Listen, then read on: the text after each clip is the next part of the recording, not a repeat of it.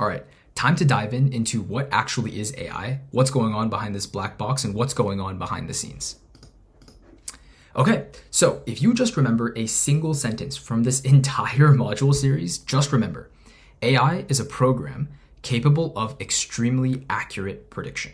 Okay, so notice that I didn't say it's a program capable of human intellect, reasoning, cognitive function, literally just extremely accurate prediction. Okay, so what do I mean by that? Well, to understand what this prediction is and kind of how it's working, we need to take a step back and understand how these AI programs, also called AI models, how they're built.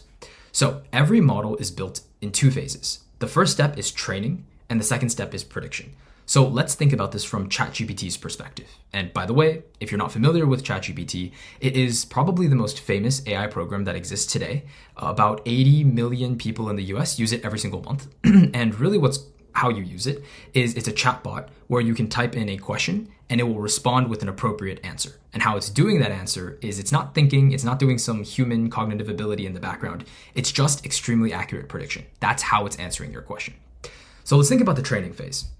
So you can think about ChatGPT. It started off as a dumb program. I guess you could think about it as dumb. It's not really dumb, but you can think about it as like a very, very basic program, not capable of much.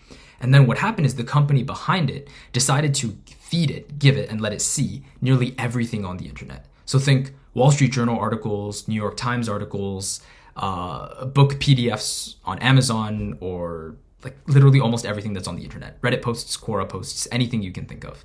And ChatGPT got the opportunity to look at all of this and then learn from it. And what it was able to learn was a really, really solid understanding of the English language, and then also a lot of human concepts. So for example, Golden Gate is often followed by bridge. And so these are the types of things that ChatGPT was able to learn from looking at everything on the internet. And so that's why in the second phase, which is when people like us actually use it, that's the prediction phase. And that's how ChatGPT is able to answer the question, hey, tell me about the Golden Gate Bridge. I'm curious to learn more.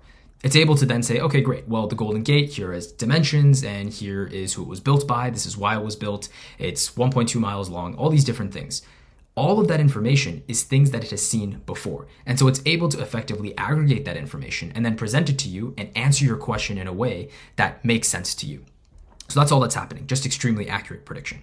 So now that we know what's happening behind the scenes, let's start talking about strengths and weaknesses as they pertain to the college application essay.